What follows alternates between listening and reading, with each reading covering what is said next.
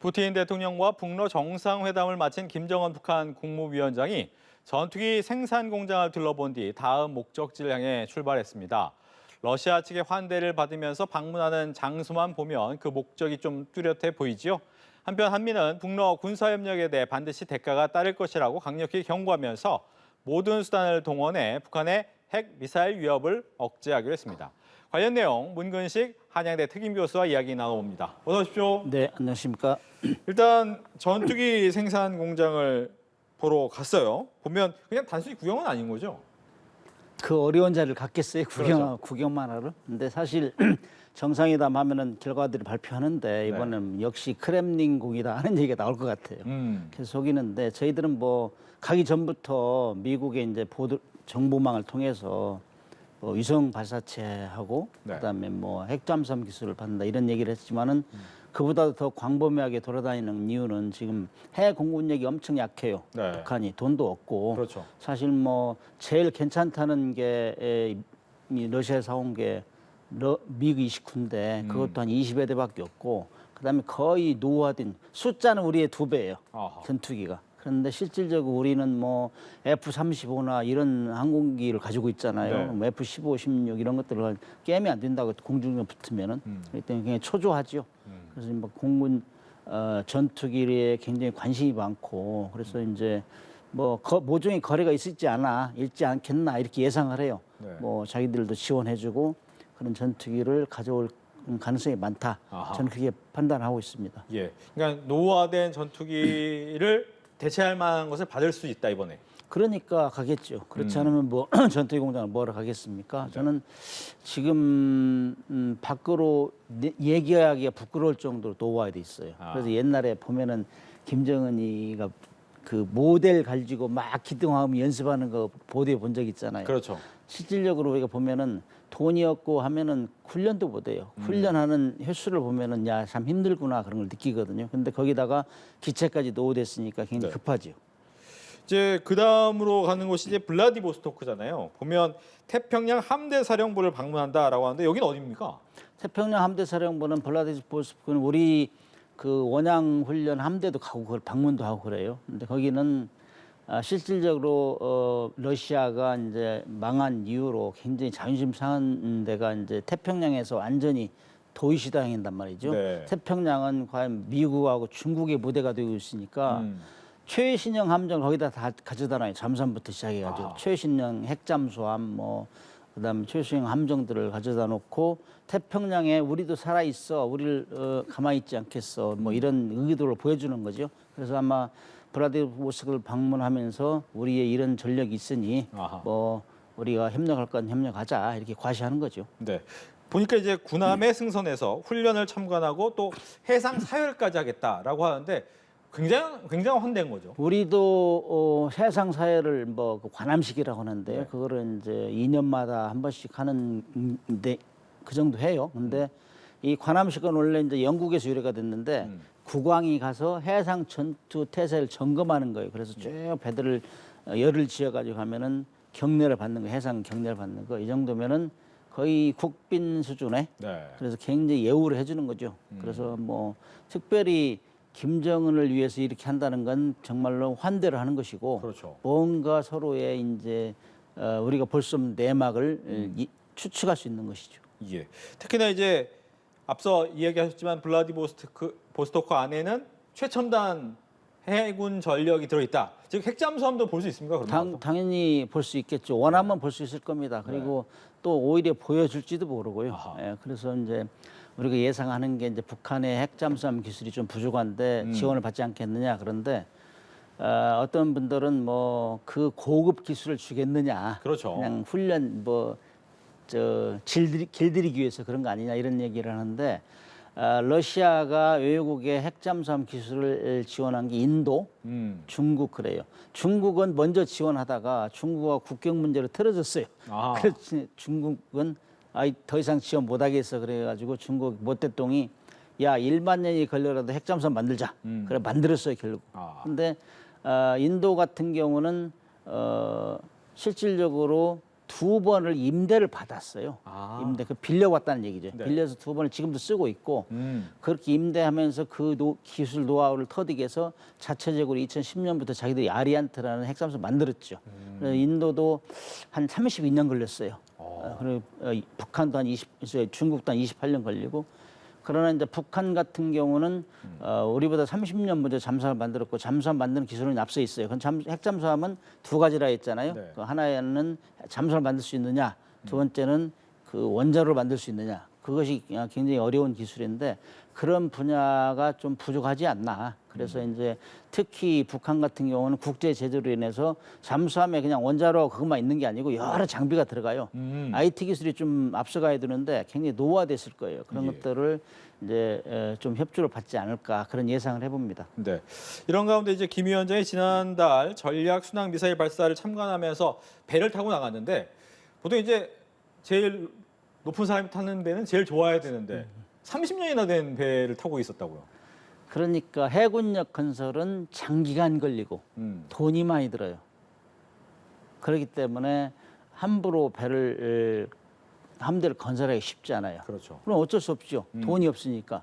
그럼에도 불구하고 그 가장 자기들이 이제 핵잠수를 만들려고 했는데 안 되니까 그 중간 징검다리로 지금 디젤 잠수함에 핵무기를 실은 거잖아요. 그렇죠. SLBM을. 그런 중요한 행사에는 그래도 좀 괜찮은 배를 좀 보여주자. 네. 이렇게 했는데 결국에는 뭐 빌려온 배더란 말이죠. 그래서 그만큼 돈이 없다는 얘기입니다. 예. 보니까 이제 세르게이 쇼이구 국방장관과 만나서 좀 더 무기 거래와 관련된 얘기가 나올 것이다라고 얘기가 나오고 있는데 보니까 오늘 우크라이나에서는 그런 얘기를 해요. 이미 한 달 반 정도 전부터 포탄 받고 있다라고 하는데 그게 또 보니까 종전 70주년 기념일 날 왔을 때하고 좀 날짜가 겹친단 말이죠. 가능성이 있는 겁니까 그러면? 그런데 그런 얘기가 모종 얘기가 물밑 작전이라고 하죠. 그런 얘기를. 그런데 네. 이미 진작 작년부터 했다는 얘기도 들리고 그래서 그렇게 했기 때문에 왔죠. 우리가 뭐 국제 회의를 하면은 사전에 다 밀당을 하잖아요. 네. 차로 당기고 이번에 가면 뭘 주고 이렇게 주고받게 하는데 아마 그런 시기에 맞춰서 뭐 주지 않았느냐 네. 뭐 이런 예상을 합니다. 그 기념으로 감사의 뜻으로 방문했을 수도 있고 그러나 현재 그 러시아도 굉장히 어렵잖아요. 네. 포탄이 거의 소진됐다 하는데 절박한 심정으로 이제 이 얘기를 하고 방문했을 것이고 그 주에 대한 감사의 뜻으로 왔을 수도 있고 또 북한은 주고받게 하자. 우리도 충분히 그런 할 테니 그런데 뭐 항상 우리는 지원하지 않아. 국제 제재에 전혀 위배되지 않아. 네. 북한하고 러시아를 믿는 나라가 몇 나라가 되겠어요. 그렇죠. 사실은 그렇죠. 그럼에도 이제 이 국제 제재는 지킨다 하면서 하는 얘기를 100% 밀 사람이 없다고요. 그래서 국제 사회는 그런 걸 항상 예상을 하고 대비를 해야 된다 저는 그렇게 생각합니다. 네. 잠깐 이야기를 해줬지만 우리는 질서 다 지키면서 줄 수 있어라고 하는 것은 불가능한 거죠 그러면? 그렇죠. 예, 그렇기 때문에 이제 계속 예의주시하고 미국도 조심스럽게 발표하고 우리도 국제 정보망을 총 가동해서 지금 보고 있는데 네. 우리가 이제 이 연합군 전력들이 모여가지고 함정에 환적하는 거, 기름 문제 넣는 이런 건 지금 다 보고 있거든요. 근데 북한 같은 경우는 러시아하고 인접한 국경이 있기 때문에 여러 방면으로 뭐 철도나 뭐 이런 시설을 통해서 갈 수 있는 문제고, 그다음에 배를 통해서 가는 것보다 더 빠르죠. 그래서 아마 그런 게 서로 주고받게 하는 방법으로 지원이 되니까 지금 뭐 서로 방문을 하고 그러지 않나 그렇게 예상을 합니다. 예. 이제 우리나라 미국 같은 경우에는 우려를 표하면서 여기에 대해서는 대가가 따를 것이다라고 얘기를 하는데 어떤 대가를 국제 치르게 제재를 강화한다는 얘기죠. 음. 그렇다고 뭐 전쟁 확전할 거는 아니지요. 그래서 뭐 보도에 보니까 러시아에 협조하는 기업들 150여 개를 뭐 추적해가지고 국제 제재를 하고 뭐 금융권 뭐 은행을 막는다, 거래를 막는다 이런 얘기. 네. 그다음에 뭐 군사적으로는 뭐 반도체 기술을 뭐 부품을 공급을 차단한다 이런 뭐 추가적인 조치가 있겠죠. 그런 건 전문가들이 할 일이고 아무튼 뭐 지금 북러 정상회담 가기 전부터 미국에서 굉장히 경고를 했어요. 그래서 아마 그렇게 되면은 실질적으로 국제 제재는 그동안 뭐 안보리 5개국이 협의를 해야 되는데 제가 볼 때는 지금 러시아는 동의 안 할 거예요. 그렇죠. 중국도 동의 안 하잖아요. 네. 그렇게 되면은 뭐 결국에는 한미일 플러스 알파 해가지고 뭐 조금 전에 얘기한 대로 금융을 제재한다든지 그다음에 뭐 핵심 기술, 뭐 부품, 이 군수품 이런 거 들어가는 걸 차단한다든지 뭐 기름을 차단한다 예를 들면 그런 것들이 이제 추가되지 않을까 그런 생각을 해봅니다. 예. 이제 다음 주에 윤석열 대통령이 유엔 총회에 참석해서 기조 연설을 하는데 이 북핵 문제 그리고 북한과 러시아의 무기 거래 문제에 대한 얘기는 나오겠죠? 북핵 문제는 항상 얘기되었던 거예요. 근데 네. 이제 그 뭐 모든 사람이 북핵 뭐 비핵화를 하지만 그건 지금 실현 불가능한 단계로 갔기 때문에 아마 북중러가 러시아 우크라이나 전쟁을 통해서 이렇게 결집한 양상 이거에 대한 경고를 좀 하지 않을까. 그러나 제가 볼 때는 이번에 이제 유엔을 방문해서 네.